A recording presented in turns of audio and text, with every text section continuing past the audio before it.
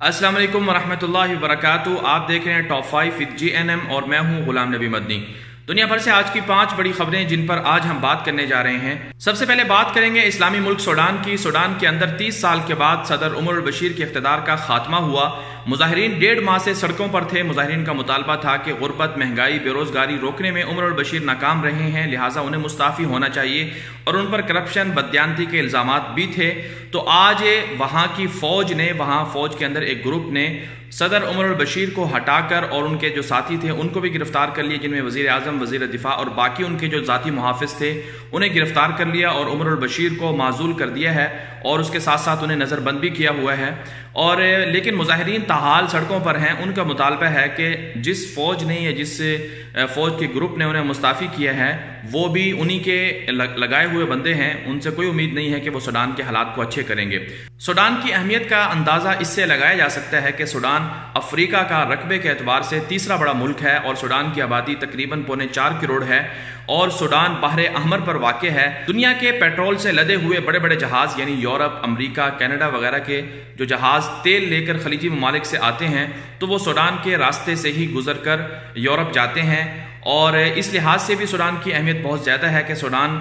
معدنیات سے مالا مال ملک ہے، وہاں پر گیس بھی ہے، پیٹرول بھی ہے۔ لیکن 2011 کے اندر سوڈان کو 2 حصوں میں تقسیم کر دیا گیا۔ جنوبی سوڈان کو سوڈان سے الگ کر دیا گیا کیونکہ سوڈان کے تمام جو ذخائر تھے وہ جنوبی سوڈان کے اندر واقع تھے، اور جنوبی سوڈان کو الگ کروانے میں عیسائی جو مشنریاں تھی وہ ان کا بہت بڑا کردار تھا، اور عالمی طاقتوں نے مل کر سوڈان کو 2 حصوں میں تقسیم کیا۔ سوال یہ پیدا ہوتا ہے کہ سوڈان کو بدامنی سے دوچار کرنے کے پیچھے اصل اہداف اور اصل مقاصد، اصل اسباب کیا ہیں؟ تو اگر غور کیا جائے تو 2011 کے اندر جو عرب بہار شروع ہوئی تھی اس کا بنیادی مقصد یہ تھا کہ عرب ممالک کو کمزور کرنا، اور عرب ممالک کو توڑنا، اور عرب ممالک کو مزید تقسیم کرنا اور انتشار رخانہ جنگی کے اندر مبتلا کرنا۔ یہ ہدف تھا عرب بہار کا۔ یہی وجہ ہے کہ ہم نے دیکھا کہ تیونس کے اندر 2011 سے اب تک جو ہے بدامنی قائم ہے، اور اسی طرح سے لیبیا کے اندر آج بھی خانہ جنگی قائم ہے، اور شام پچھلے 8 سالوں سے جل رہا ہے، اور یمن کے اندر عرب بہار کے نام پر جو بغاوت شروع ہوئی وہ آج بھی ہم دیکھ رہے ہیں کہ ویسی کی ویسی جاری ہے۔ اور اس کے ساتھ ساتھ الجزائر کی صورتحال ہمارے سامنے ہے، اور اسی طرح سے مصر کی صورتحال بھی ہمارے سامنے ہے،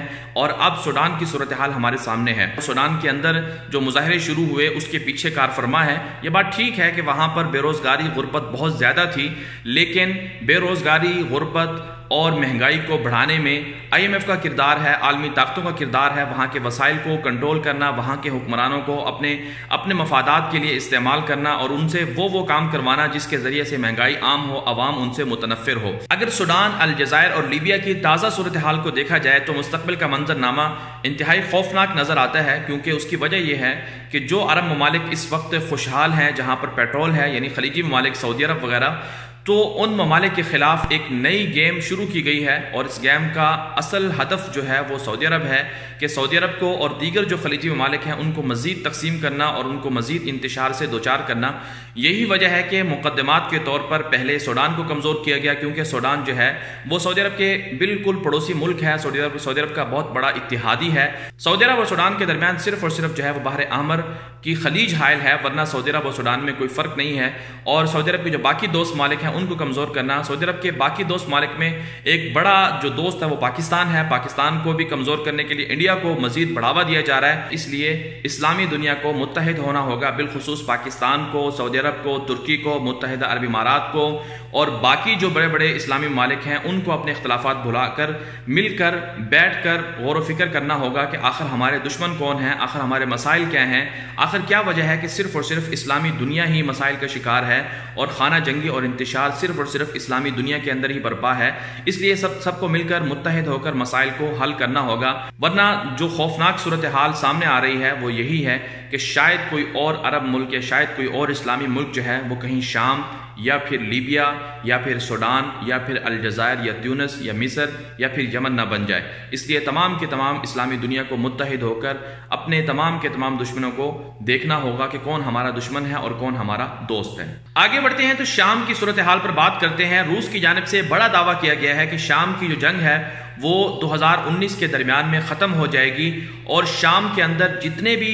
باہر کے ممالک کے سرگرم ہیں وہ سارے کے سارے نکل جائیں گے۔ بنیادی طور پر اگر دیکھا جائے تو شام کے اندر جو بشار الاسد کی اقتدار کو یا بشار الاسد کی حکومت کو بچانے والے دو بڑے ممالک ہیں، ان میں ایک روس اور دوسرا ایران شامل ہے۔ اور اب صورتحال یہ ہے کہ امریکہ نے ایرانی سپاہی پاسداران انقلاب پر پابندی لگا دی ہے، اور ایرانی سپاہی پاسداران انقلاب کے تحت تقریباً 1.5 سے 2 لاکھ جو ان کی ملیشیا تھے وہ بشار الاسد کی حفاظت کے لیے یہ شام کے اندر سرگرم تھے۔ ایرانی سپاہی پاسداران انقلاب پر پابندی کے بعد اب صورتحال یہ سامنے آ رہی ہے کہ روس بھی یہ دعویٰ کر رہا ہے کہ شام کے اندر جنگ ختم ہو جائے گی اور شام کے اندر سے روس بھی نکل جائے گا، ایران بھی نکل جائے گا، اور ترکی جو اپنی حدود کو بچانے کے لیے، اپنی سرحدوں کو محفوظ رکھنے کے لیے وہاں پر سرگرم تھا، اور دعویٰ روس کی جانب سے یہ کیا گیا ہے کہ ترکی بھی اب شام سے نکل جائے گا۔ تو اگلا مرحلہ کیا ہوگا؟ اگلا مرحلہ یہی ہوگا کہ نیتن یاہو 5ویں مرتبہ وزیر اعظم بن چکے ہیں، اور گریٹر اسرائیل کا جو منصوبہ ہے وہ آگے بڑھ رہا ہے، اور خدشہ یہ ہے کہ جو پورا کا پورا میدان یا پورا کا پورا جو ایک ماحول بنا کر دیا ہے ایرانی سپاہی پاسداران انقلاب نے یا ایران نے اور روس نے، وہ اب میدان جو ہے وہ اسرائیل کے حوالے کیا جائے گا۔ اب آنے والے دنوں میں ہو سکتا ہے کہ اسرائیل جو ہے وہ شام کے اندر عملاً داخل ہو جائے، اور شام کے بقیہ یا جو باقی جو اہم ترین حصے ہیں یا باقی جو اہم ترین خطے ہیں یا اہم ترین شہر ہیں ان پر اسرائیل کہیں قابض نہ ہو جائے۔ اس سے پہلے کہ شام کے اوپر یہودیوں کا قبضہ ہو اور گریٹر اسرائیل نامی منصوبے کو آگے بڑھایا جائے اور انبیاء کی سرزمین شام پر اسرائیل قابض ہو، جبکہ ہم نے دیکھا کہ جولان پہاڑیوں پر جو شام کا حصہ تھا اس پر اسرائیل قابض ہو گیا، تو اب بقیہ شام پر کہیں اسرائیل قابض نہ ہو جائے۔ اسلامی دنیا کو کم از کم اب جاگ جانا چاہیے، یہ نہ ہو کہ شام پر قبضے کے بعد ترکی کا مستقبل بھی نہ رہے اور پھر عراق کا مستقبل بھی نہ رہے اور پھر سعودی عرب اور خلیجی ممالک کا مستقبل بھی خطرے میں پڑ جائے۔ اس لیے اسلامی دنیا کو مل کر غور و فکر کرنا ہوگا کہ انہوں نے اب کیا کرنا ہے، شام کی صورتحال کو کس طرح سے کنٹرول کرنا ہے۔ آگے بڑھتے ہیں تو بات کرتے ہیں پاکستان اور انڈیا کے حوالے سے۔ انڈیا نے 27 فروری کو پاکستان کے اندر جارحیت مسلط کرنے کی کوشش کی۔ انڈیا نے دعویٰ یہ کیا تھا کہ بالا کوٹ کے اندر ایک مدرسے پر انڈیا نے حملہ کیا ہے اور وہاں پر 300 سے زائد جو دہشت گرد تھے انڈیا کے بقول انہوں نے ان کو مار دیا ہے۔ جس طرح سے انڈیا ماضی کے اندر اپنے دعووں میں جھوٹا ثابت ہوا، اسی طرح سے پاکستان کے ISPR یعنی افواج پاکستان کی جانب سے ایک مرتبہ پھر انڈیا کو ننگا کر دیا گیا ہے، انڈیا کے جو دعوے تھے ان کو جھوٹا ثابت کیا گیا ہے۔ ISPR کی جانب سے دورہ کروایا گیا ہے، تمام کے تمام عالمی میڈیا کے نمائندوں کو بالا کوٹ کا دورہ کروایا گیا، اور پھر وہاں پر جو مدرسہ تھا اس مدرسے کو دکھایا گیا، اور پاکستان کے جو ISPR ہے اس کی جانب سے کہا گیا کہ پاکستان کے اندر 35,000 سے زائد مدرسے ہیں جن میں تقریباً 25 لاکھ سے زائد طلباء اور طالبات زیر تعلیم ہیں۔ اس خبر سے ایک تو بھارت بے نقاب ہوا کہ بھارت جو پاکستان کے خلاف جھوٹے دعوے کرتا ہے وہ جھوٹے دعوے ان کے دنیا کے سامنے آ گئے، اور ساتھ ساتھ دوسرا جو اہم پہلو یہ گیا ہے کہ پاکستان کے خلاف بالخصوص مدارس کے خلاف جو عالمی میڈیا پروپیگنڈا کرتا تھا، پاکستان کی افواج نے جا کر مدرسے کے اندر طلباء کو، بچوں کو دکھا دیا کہ جن کے ہاتھ میں قاعدے ہیں، جن کے ہاتھ میں قرآن پاک ہے، کہ مدرسوں میں جو تعلیم پڑھائی جاتی ہے وہ دہشت گردی کی تعلیم نہیں ہے، بلکہ وہاں پر پڑھنے والے جو چھوٹے چھوٹے بچے ہوتے ہیں وہ قرآن کی تعلیم حاصل کرتے ہیں، وہ دین کی تعلیم حاصل کرتے ہیں، اور اس دین کی تعلیم حاصل کرتے ہیں جو دین دنیا میں انسانیت کا درس دیتا ہے، جو دین دنیا کے اندر امن کا درس دیتا ہے۔ اس حوالے سے یہ خبر بہت اچھی ہے کہ ایک طرف سے پاکستان کو فائدہ پہنچا ہے کہ پاکستان کے خلاف جو الزام لگایا جاتا تھا دہشت گردی کا وہ رد ہوا ہے، اور دوسری طرف سے انڈیا بھی اس واقعے کے بعد ایکسپوز ہو گیا ہے۔ آگے بڑھتے ہیں، ایک اور خبر پر بات کر لیتے ہیں۔ یہ خبر مدینہ منورہ مسجد نبوی کے حوالے سے ہے۔ مسجد نبوی کی قالینوں کو تبدیل کرنے کا فیصلہ کیا گیا ہے۔ مسجد نبوی کے اندر سرخ رنگ کی قالینیں بچھائی گئی تھیں، اب جدید الیکٹرانک سسٹم سے لیس نئی قالینیں بچھانے کا فیصلہ کیا گیا ہے۔ یہ سبز رنگ کی قالینیں ہوں گی اور ان کے اندر ایک چپ لگی ہوگی جس کے ذریعے سے یہ تعین کیا جا سکے گا کہ ان قالینوں کو کب بچھایا گیا اور ان کی صفائی کب کی جائے گی اور کب ان کو ریپلیس کیا جائے گا۔ اس حوالے سے یہ خبر بہت اچھی ہے کہ اب سرخ رنگ کی بجائے سبز رنگ کی قالینیں بچھانے کا فیصلہ کیا گیا ہے، اور 20,700 نئی قالینیں جو ہیں وہ مسجد نبوی کے اندر بچھائی جائیں گی، اور یہ قالینیں 2019 کے رمضان المبارک سے پہلے بچھائی جائیں گی۔ اس سے پہلے مسجد نبوی کے اندر جو سبز رنگ کی قالینیں تھیں وہ صرف ریاض الجنت میں بچھائی گئی تھیں، اور اب پوری مسجد نبوی کے اندر جو ہے وہ سبز رنگ کی قالینیں بچھائی جائیں گی جو ڈیجیٹل ہیں اور جو جدید الیکٹرانک سسٹم سے لیس بھی ہیں۔ اس کا مقصد یہ ہوگا کہ مسجد نبوی کے اندر صفائی کے حوالے سے جو انتظام ہے اس کو اچھی طرح سے کنٹرول کیا جا سکے۔ اگر دیکھا جائے تو مسجد نبوی اور مکہ مکرمہ کے اندر جدید ٹیکنالوجی سسٹم